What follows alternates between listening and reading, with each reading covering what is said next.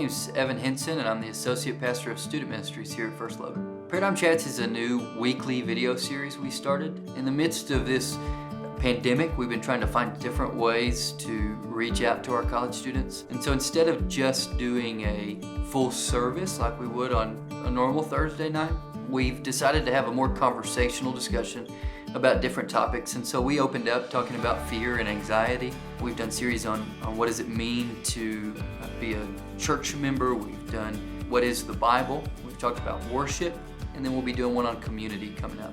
The biggest need is if we're not providing resources, then the next place to go is Google.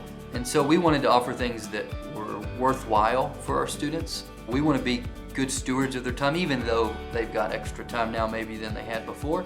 We still want to be good stewards of their time, and so we had to come up with a way that how can we reach them geographically where they're at, but then how can we reach them emotionally where they're at and spiritually where they're at. And I don't take for granted that we're at a church with the resources to offer something like this, that we have a media team that can put these things together well, and we have Johnny and Josh that can help me lead these things. We have other staff members that are so readily willing to help college students and talk with college students, even if it is from a distance through a computer screen. Yeah, so it's been interesting to hear from a few of our students and even our volunteers on not that they got confused and thought they were in Paradigm, or not that they got confused and thought they were sitting in the room with Johnny and Josh and I, but the connectedness that we can feel even if they're in Dallas or Houston or Austin, as we've spread apart the state and even across our country. It's been fun to hear about the ways that they've connected with us through this, and then also the way that we feel connected with them, particularly the week that we did Easter. We decided to do something a little different.